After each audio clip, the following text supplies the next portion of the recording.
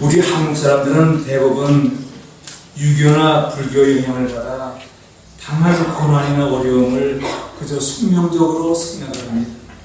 다른 말로 당한 어려움에 대해서 우리 인간들은 어떻게 할 수 있는 것이 없다는 생각을 하면서 그 고난을 당연한 것으로 받아들이고 그대로 산다는 것입니다. 그래서 장애인이 된다든지 맹인으로 태어나면은 인생의 낙오자가 되거나 폐인이 되어 인생을 저주하며 살다가 죽어버리는 것이 당연하다고 생각합니다. 이와 비슷한 예를 우리는 욥기 5장에서 찾아볼 수가 있습니다. 욥의 친구 엘리바스는 심한 어려움을 당하고 있는 욥을 향해서 이렇게 말합니다. 인생은 고난을 위하여 났나니 불꽃이 위로 날아가는 것 같다라고 말합니다. 엘리바스는 우리 인생이 당하는 모든 고난과 재앙에 대해서 위로 날아가는 불꽃과 같아서 우리가 어찌할 수 없다고 말하고 있습니다. 욥기 14장 1절에서는 이렇게 말합니다. 여인에게서 태어난 사람은 생애가 짧고 걱정이 가득하다고 말합니다. 욥처럼 하나님의 뜻을 따라 의롭게 살려고 몸부림치는 성도들도 이해할 수 없이 다가오는 고난 앞에 때로는 실망도 하고 걱정을 하면서 하나님을 원망하기도 합니다.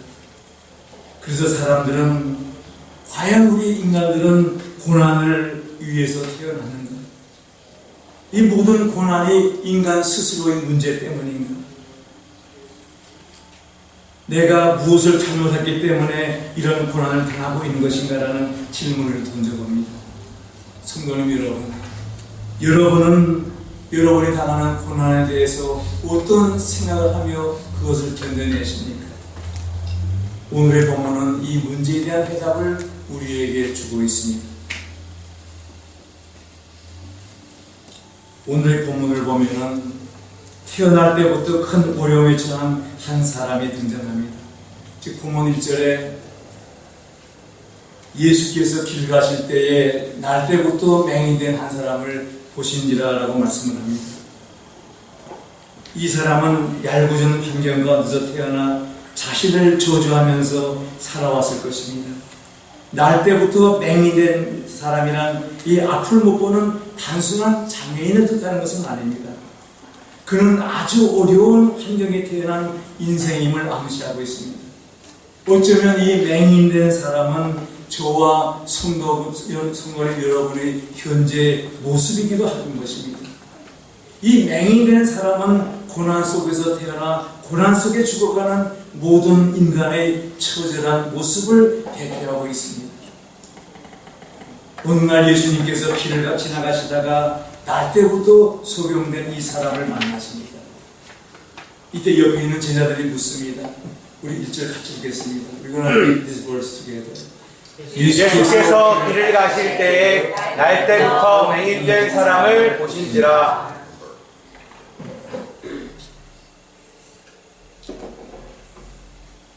또 읽겠습니다.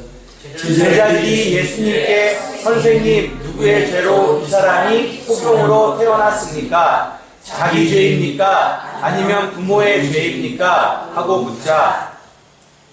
유대인들은 일반적으로 사람들이 저지른 죄는 현세에서 그 사람이 형벌을 받는다고 믿어왔습니다. 모든 고통은 고통을 당하는 본인이나 그의 부모의 어떤 잘못에 대한 형벌이라고 생각을 했습니다. 그래서 큰 고통 혹은 큰 재난에 빠진 사람들은 죄인으로 간주되어 집을 더 얹어지고 살았습니다. 제자들도 이런 생각을 하고 있었습니다. 제자들은 고난당하는 이유가 그 사람이 저지른 죄에 있다고 생각을 하고 예수님께 질문을 했습니다. 이 제자들은 맹인 자신이나 아니면 그의 부모 둘 중 하나가 죄를 짓고 잘못했기 때문에 이 사람이 날 때부터 맹인으로 태어났다는 그러한 생각을 가지고 예수님께 여쭈었습니다. 제자들은 맹인 자신과 부모 둘 중에 하나의 원인이 있다는 대답을 기대하고 예수님께 물었을 것입니다.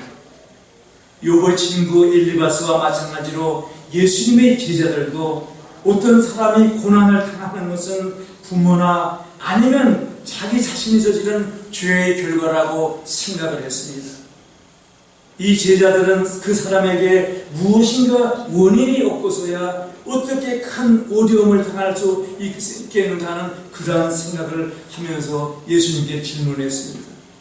그리고 당하는 고난은 인간이 결코 견딜 수 없는 하나님의 징계나 조지라는 비극적인 그런 생각을 제자들은 하고 있었습니다. 이 제자들의 질문에 예수님께서 3절 이하에 이렇게 대답을 하십니다. 우리 같이 읽겠습니다. 예수께서 대답하시되 이 사람이나 그 부모의 죄로 인한 것이 아니라 그에게서 하나님이 하시는 일을 나타내고자 하십니다. 예수님께서는 날 때부터 맹인된 사람의 비극, 곧 우리 인간이 당하는 고난은 제자들의 생각과는 달리 그 사람이나 그 부모가 저지른 죄 때문에만은 아니라는 놀라운 사실을 우리에게 가르쳐주고 있습니다. 물론 우리가 당하는 고난이 우리가 저지른 죄의 원인으로 다가올 수도 있습니다. 그러나 반드시 그렇지는 않다는 말씀입니다. 고난에는 제자들이 생각하지 못하는 또 다른 이유가 있다고 예수님께서 말씀을 하십니다. 즉 3절 뒷부분에 있는 그에게서 하나님이 하시는 일을 나타내고자 하십니다라고 그 이유를 설명해 주십니다. 날 때부터 눈이 먼 사람에게 일찍이 하나님의 섭리, 즉 계획이 있었다는 말씀입니다. 바로 그 고난당한 사람을 통하여 하나님께서 인간을 위해 무엇을 해주는 분인지를 나타내 보이려 하신다는 그러한 말씀입니다. 그 사람이 당한 어려움, 그의 고난은 죄 때문만이 아니라 바로 하나님의 영광을 위한 것, 즉 하나님을 높여드리기 위한 것이라고 예수님께서 말씀하고 계십니다. 그것은 결국 삶의 목적과 관계되는 문제라는 말씀입니다. 세상에 살아있는 동안 우리는 나의 몸을 통해 주님의 일을 해야 하는 주님의 통로가 된다는 말씀입니다. 예수님께서 하신 이 말씀은 장애인이든 하찮게 보이는 사람이든 그 어떤 사람에게도 존재 가치가 있다는 것입니다. 인간이 산다고 하는 것은 그 사람에게 할 일이 주어졌다는 것입니다. 많은 사람들은 다른 사람의 외모나 재능, 환경이나 직업을 보면서 자기 자신을 비교하고 평가합니다. 이러한 비교의식을 통하여 나는 왜 이렇게 태어났을까? 왜 나는 이 모양일까? 왜 나는 밤낮 땀을 흘리며 일을 해야 하는가?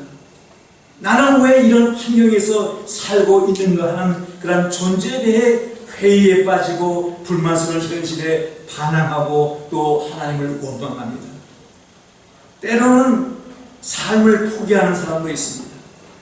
그러나 하나님께서는 한 사람 한 사람을 통하여 하나님의 뜻을 나타내기 위함이라고 말씀합니다. 우리 한 사람 한 사람은 하나님의 형상을 따라 창조되었으며 각 사람에게는 하나님께서 맡겨주신 그 일이 있다고 말씀하고 계십니다.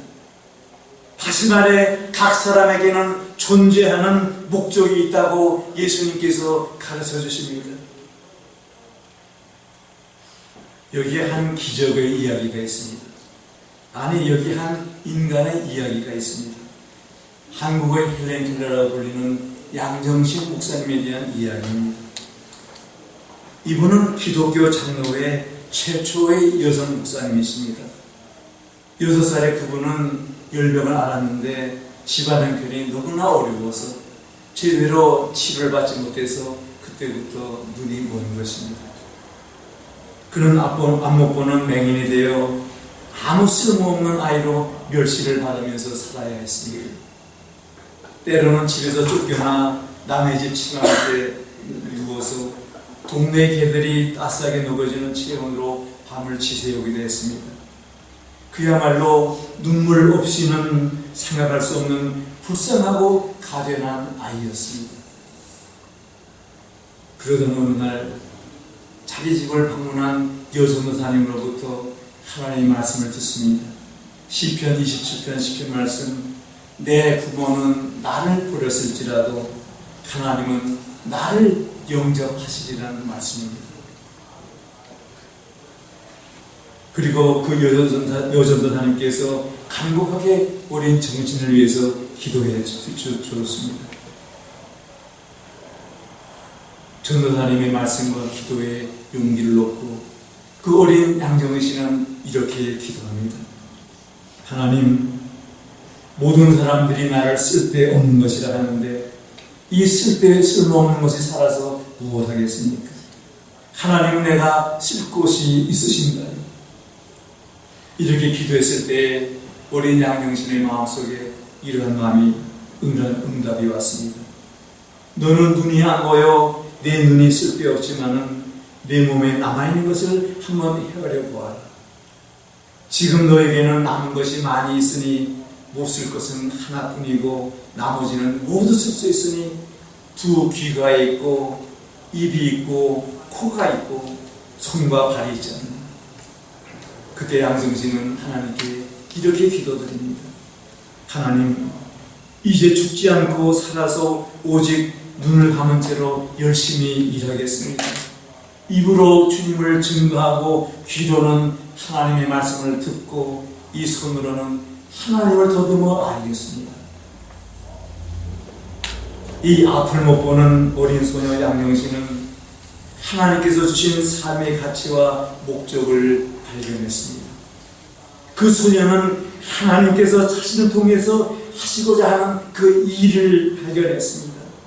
과연 이 소녀는 해야 할 일을 찾았고 눈은 보이지 않았지만 눈뜨고 보는 우리보다도 더 많은 일을 하다가 이 세상을 떠나가셨습니다. 사람들이 쓸 수 없다고 내버린 인간 부스러기 고장난 인간 안 보는 한 소녀를 들어서 하나님께서는 깜짝 놀랄 일을 이루셨습니다. 나중에 양정신 여사는 대학교의 강사로 또 한 교회의 목사로 글 쓰는 문인으로 일을 하다가 주님의 품으로 가셨습니다. 앞을 못 보는 양소린 소녀 양정신을 통해서 하나님께서는 그 하시는 일을 나타내 보였습니다. 예수님께서는 본문에 나오는 그 사람이 날 때부터 맹인으로 태어나는 것은 하나님께서 하시는 그 일을 나타내고자 하시니라고 말씀하십니다. 인간이 참으로 행복을 느끼며 감격스러운 인생을 살 수 있는 유일한 길은 하나님께서 그 사람을 통해서 이루시고자 하는 그 일이 무엇인가를 찾을 때 할 수 있는 것입니다. 만일 내가 내 자신만을 바라보고 나 자신이 처한 환경만을 쳐다보며 나를 향한 하나님의 뜻을 발견하지 못한다면 그 사람은 결코 삶의 의미를 찾을 수도 없고 이 세상에서 행복한 삶을 살 수도 없습니다. 다메섹으로 가는 길에 예수님을 만난 사도 바울은 제일 먼저 무엇이라고 말합니까? 주님, 내가 무엇을 해야 하겠습니까? 사도 바울이 위대한 하나님의 사람이 된 것은 그의 확신이나 재능이나 외모에 있지 않았습니다. 그는 어떠한 형편에 처해 있든지 오직 주님을 위하여 할 일이 무엇인가 그것을 찾아 그대로 행했습니다. 그는 하나님의 뜻대로 살려고 했기 때문에 위대한 하나님의 사람이 되었습니다. 인간적인 안목으로 볼 때 사도 바울은 그야말로 처절한 인생길을 걸어갔습니다. 돌에 맞기도 하고 매를 맞기도 하고 죽을 고비를 여러 번 넘겼습니다. 그러나 사도 바울은 실망과 좌절을 모르고 인생을 살아갔습니다. 처한 환경이나 그 상황에 구애받지 않고 그는 주어진 그 자리에서 하나님께서 원하시는 그 일이 무엇인가 그것을 찾아서 행동으로 옮겨냈습니다. 우리도 사도 바울처럼 살아야만 합니다. 사도 바울은 다메섹으로 가는 길에 주님을 만난 다음 그의 모든 것이 변했습니다. 사도 바울의 경우에서 보듯이 한 인간이 하나님께서 이루시려는 뜻이 무엇인가를 알고 자신을 성숙시키기 위해서는 예수 그리스도를 만나야만 합니다. 본문에 나오는 맹인은 세상적인 안목으로 볼 때에 너무나도 불쌍한 사람이었습니다. 하지만 날 때부터 맹인된 이 사람이 그것을 지나가시는 예수님을 만났을 때에 감겼던 눈을 떴고 그 자신의 성령이 완전히 뒤바뀌지 않았습니까? 사도 바울은 에베소서에서 이렇게 말씀하십니다. 우리 같이 읽겠습니다. We're going to read this verse together. 우리는 하나님께서 미리 예비하신 선한 일들을 위해 그리스도 예수 안에서 창조된 하나님의 피조물입니다. 하나님께서는 우리가 선한 일을 하며 살기를 원하십니다. 그렇습니다. 우리 인간은 그리스도 예수 안에서 하나님의 선한 일을 하도록 창조되었습니다. 아무도 나와 똑같을 수는 없습니다.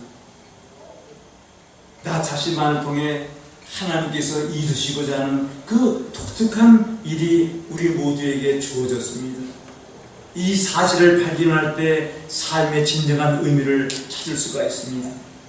우리 각자를 통해 하나님께서 무슨 일을 하시려는가 찾아내서 우리는 그 일을 해야 합니다.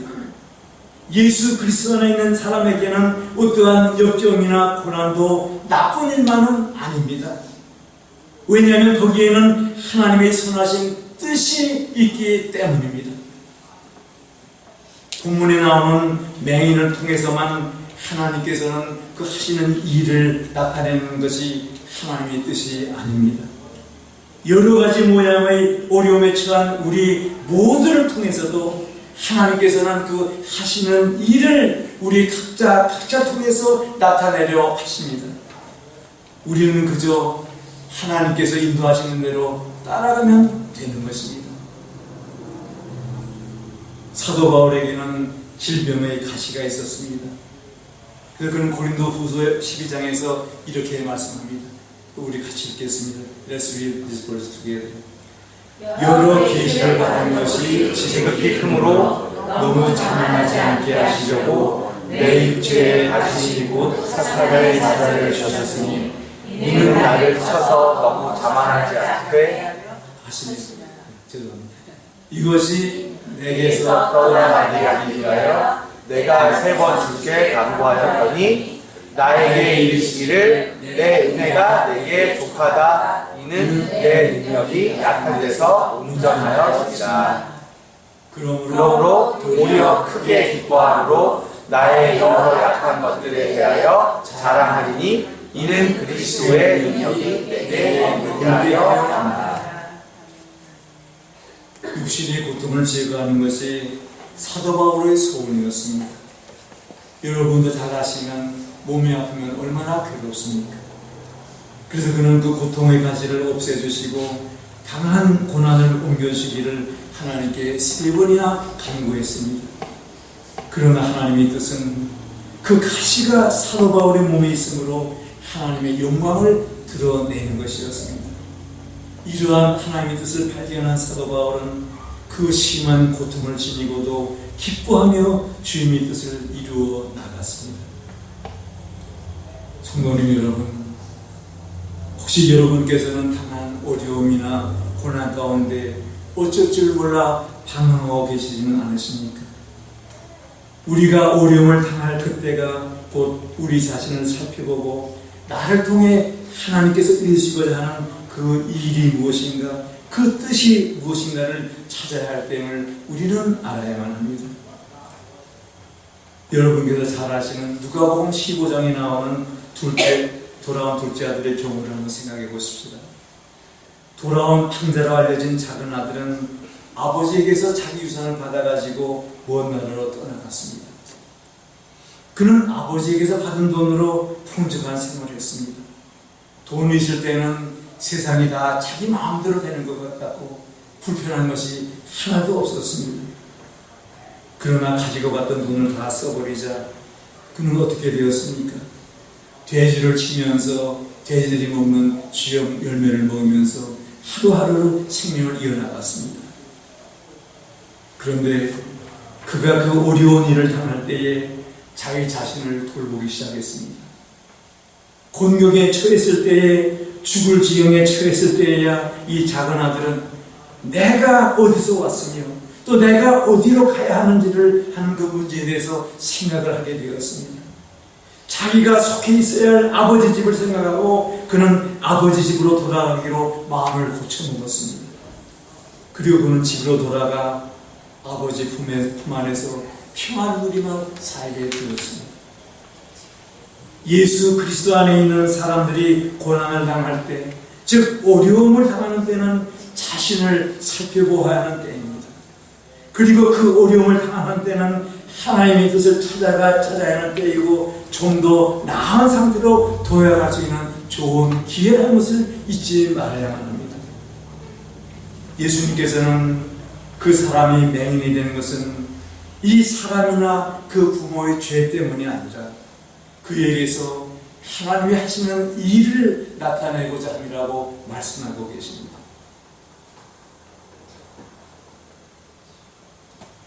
그러면 우리가 해야 할 일이 무엇입니까? 이 물음에 4절에 이렇게 대답합니다. 우리 같이 읽겠습니다. Let's read this verse together. 때가 아직 낮은데 나를 부르신 일을 우리가 해야 하나. 아니오니 그때는 아무도 이해할 수 없느니라. 성도님 여러분, 아직 낮입니다.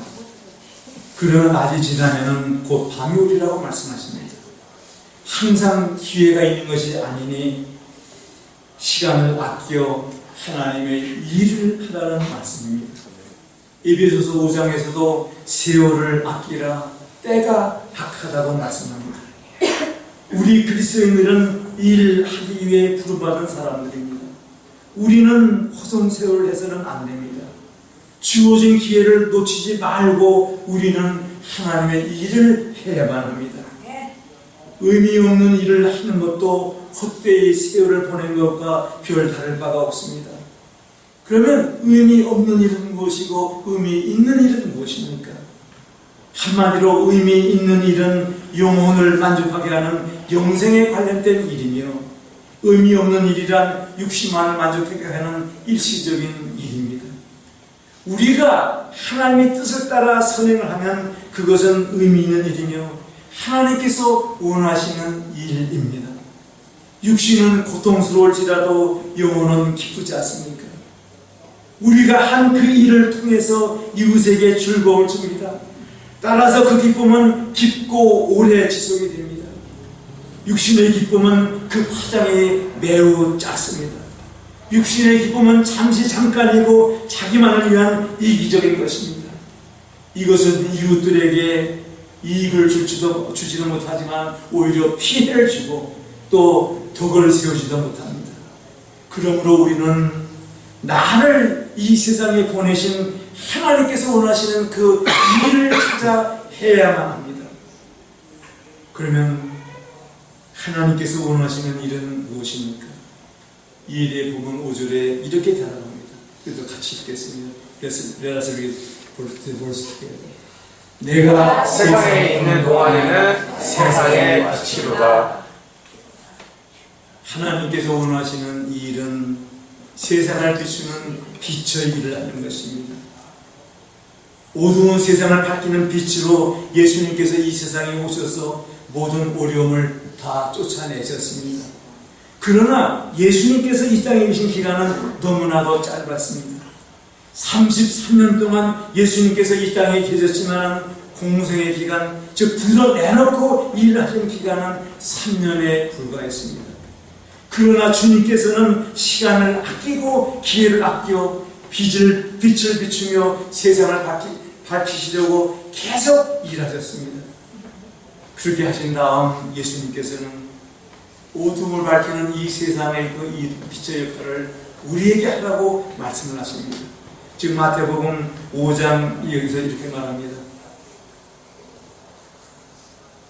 같이 읽겠습니다. Let us read this verse together. 너희는 세상의 빛이라. 너희 빛이 사람의 빛이라여 그들로 너희 착한 행실을 보고 하늘에 계신 너희 아버지의 영광을 보게.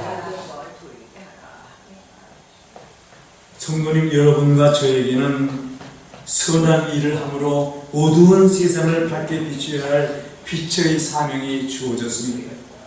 이것이 우리가 해야 할 하나님의 일입니다. 고난에 처해 있건 편안한 삶을 살고 있건 이 일을 우리는 해야만 합니다. 이히야 양은 네 손가락 피아니스트로 널리 알려진 사람입니다. 양손 다 합쳐 4개뿐인 손가락, 무릎 아래 다리마저 없는 선천성 1급 장애인입니다. 손가락에 힘을 기르기 위해서 6살 때부터 시작한 피아노는 그 인생을 완전히 바꿔놓았습니다. 손가락의 껍질이 벗겨져 하루도 피어나지 않은 날이 없을 정도로 혹독한 연습을 했다고 합니다. 선천적인 음악성에다가 피나는 연습으로 이히야 양의 실력은 하루가 다르게 늘어갔습니다. 피아노에 입문한 그 이듬해인 1992년 처음 출전한 음악 경연대회에서 최우수상을 차지했습니다. 그때부터 이히야 양의 의지는 세상에 알려지기 시작했습니다. 그렇지만 이 대회에 참여하기까지는 수많은 어려움을 겪어야만 했습니다. 당시 전국 학생음악경연대회 측은 손가락이 4개밖에 없어서 다른 사람들에게 혐오감을 준다는 이유로 신청서를 받지 않았습니다. 그렇지만 이히야 양을 가르치고 있던 지도교사가 강력하게 항의하여 간신히 참가할 수 있게 되었습니다. 이 이히야 양은 손가락이 10개였으면 해내지 못할 것이라며 오히려 불편한 손을 감사해야 합니다. 그녀의 소망은 사람의 마음 깊은 곳을 어루만지는 연주를 하는 것이라고 말합니다.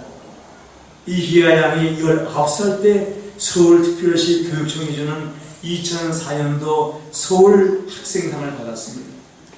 그때 수상소감을 그는 이렇게 말합니다. 몸은 정상이지만 병들어 자살까지 생각하는 청소년들에게 제가 희망이 되었으면 좋겠다라고 말했습니다. 이히야 양은 나는 손가락을 4개 주신 하나님께 감사드립니다. 내 손을 생각해보면 아주 귀한 보물의 손입니다. 후에 이히야 양은 이런 말을 했습니다. 이제 나의 피아노 연주로 이 세상 어디에서나 어려움을 겪고 있는 많은 사람들에게 위로와 힘을 나눠주며 기쁨과 감사의 마음을 주신 하나님의 사랑을 전하게 되었습니다. 바로 이것이 하나님이 하시는 일을 나의 삶을 통해 나타내는 것이고 바로 이것이 우리 빛을 사람 앞에 비추게 하여 우리의 착한 행실을 보고 하늘에 계신 우리 아버지께 영광을 돌리는 일이 아니겠습니까? 예수 그리스도 안에 있는 우리에게는 우리가 처한 환경이나 우리에게 주어진 조건이 문제가 아닙니다. 만일 날 때부터 맹인으로 태어난 사람이 예수님을 만나지 못했더라면 남다리 던져지는 몇 개의 동전으로 일생을 살아야만 했을 것입니다. 그러나 그 어려운 환경 가운데 태어난 이 맹인이 예수님을 만났습니다. 예수님께서 실로암 못에 가서 그 눈을 씻으라고 했을 때 그는 아무런 의심도 없이 실로암 못으로 가서 그 눈을 씻고 눈을 밝게 보게 될 수 있었습니다.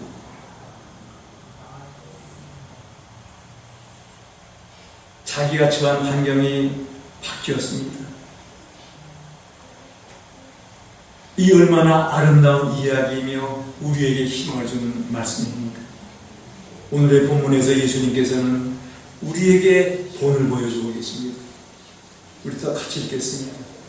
이 말씀을 하시고 땅에 칠을 뱉어 침례를 이겨 그의 등에 바르시고 이르시되 시로암 못에 가서 씻으라. 이에 가서 씻고 밝은 눈으로 왔더라. 여기 이 말씀 그대로 예수님께서도 하나님의 일을 하셨습니다. 예수님의 말씀을 듣고 날 때부터 맹인으로 난 사람이 가서 씻고 밝은 눈으로 돌아왔습니다. 예수님께서 우리 인생에 개입하실 때에 기적은 일어납니다. 우리가 예수님을 나의 주인으로 모셔드리고 예수님께 나의 삶을 맡길 때 역사가 일어납니다. 또 주님이 그 인생 속으로 들어오시고 그 말씀에 대한 절대적인 순종을 했을 때에 그에게 놀라운 변화가 일어나지 않았습니까? 예수 그리스도를 주님으로 믿고 받아들여 하나님의 자녀가 된 우리도 인생 역전을 한 사람들이 아니겠습니까? 문제는 진정으로 내가 예수님을 나의 구세주로 받아들이고 주님의 말씀을 따라 그대로 살아가고 있는가 아닌가입니다. 예수님을 주님으로 모셔드린 우리들은 선한 일을 해야 한다고 예수님께서 가르쳐 주십니다. 우리는 그저 이 세상에 태어난 것이 아닙니다. 우리는 하나님의 일을 하기 위해 태어났습니다. 예수님께서는 오늘 주님 본문 말씀 통해서 계속해서 우리가 일을 하도록 우리에게 분부하고 계십니다.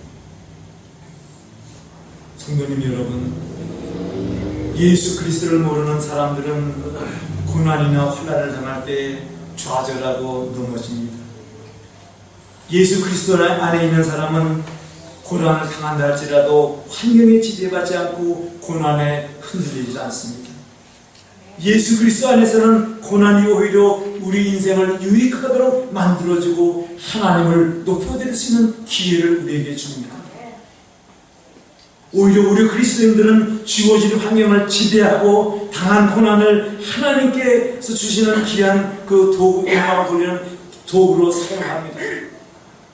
하나님만을 의지하는 믿음이 고난, 우리가 당한 어려움을 이기게 만들어줍니다. 여기에 우리 인생의 해답이 있습니다. 우리가 맹인으로 태어나고 태어나지 않고가 문제가 아닙니다. 문제는 우리가 예수님을 만났는가, 그리고 그 만난 예수님을 나의 구세주로 영접했는가, 그리고 그 예수님의 뜻대로 내가 살아가고 있는가 아닌가입니다. 예수님을 내 삶의 주님으로 모시고 나를 향한 하나님의 뜻이 무엇인가를 찾아 이루어 나가면 되는 것입니다. 그렇게 할 때 우리는 분명 쉼을 얻는 날을 맞이합니다. 본문 4절에 때가 아직 낮음에 나를 보내신 이의 일을 우리가 해야 하리라. 밤이 오리니 그때는 아무도 일할 수 없다라고 말씀합니다. 하루 일과를 마치고 잠자리에 들면 얼마나 편안합니까? 그날에 있었던 여러 가지 괴로움과 힘들었던 일들, 마음 상했던 일들을 다 잊고 우리는 편하게 쉬지 않습니까? 그러나 일을 하지 않은 사람에게는 안식이 없습니다. 일을 하지 않은 사람은 일을 한 밤에 누리는 그 편안함을 알지를 못합니다. 사도 바울은 나에 들어 죽음을 앞에 두고 이런 말을 합니다. 우리 같이 읽겠습니다. Let us read this verse together. 나는 선한 싸움을 싸우고 나의 달려갈 길을 마치고 믿음을 지켰으니 이제부로는 나를 위하여 그의 면류관이 예비되었으므로.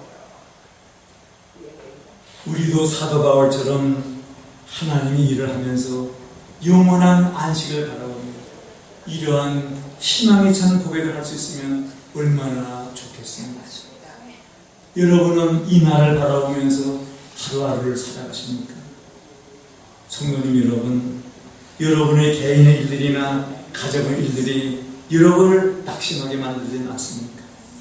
아니면 직장이나 사업의 여러 일들이 여러분을 실망하게 만들고 좌절시키지는 않습니까?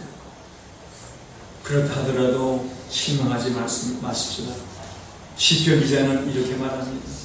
고난당한 것이 내게 유익이라. 이로 인하여 내가 주의 윤례를 배우게 되었습니다.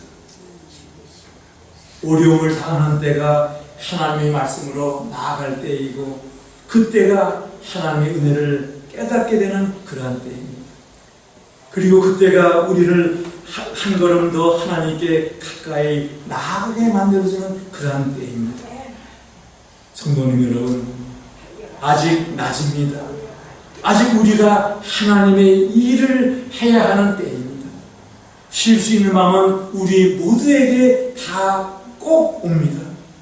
힘들다고 그 자리에 주저앉아 있어서는 안 됩니다. 귀찮다고 그 자리에 주저앉아 게으름을 피워서도 안 됩니다. 앞에서 말씀드린 양병신 목사님이나 이희야 양은 자신들이 당한 어려움을 지팡이 삼고 하나님의 말씀을 붙잡고 그 어려운 가운데서 일어나서 앞으로 나아갔습니다. 그리고 그들의 삶 가운데 하나님이 하시는 일을 나타내 보였습니다. 하나님께서는 여기에 있는 저나 성도님 여러분의 삶을 통해서 하나님이 하시는 일을 나타내기를 원하십니다. 우리는 힘들어도 버거워도 하기 싫어도 하나님의 일을 해야만 합니다. 성도님 여러분, 어려움을 당할 때일수록 고난을 당할 때일수록 우리는 하나님께서 원하시는 일이 무엇인가 살펴보고 그 일을 해야만 합니다. 편안하다고 만족하고 허송세월해서는 안 됩니다. 그때에도 하나님께서 원하시는 일이 무엇인가 찾아보고 행동으로 옮겨야만 합니다. 행함이 없는 믿음은 죽은 믿음이라고 야고보 사도가 말씀하지 않았습니까? 아직은 우리가 일을 해야 하는 환한 낮입니다. 일할 수 없는 밤 쉼을 얻을 수 있는 그때가 분명히 옵니다. 우리는 실패와 가혹한 시련과 어려운 환경을 도피의 방법으로 삼지 말고 오히려 그것을 승리의 기회로 삼아 주님께 순종하며 일을 해야만 합니다. 성도님 여러분, 영원토록 주님과 함께 안식을 누리는 그날을 바라보면서 우리 모두 열심히 하나님의 일을 찾아 하면서 이 세상을 이기면서 열심히 살아가십시오. 기도드리겠습니다.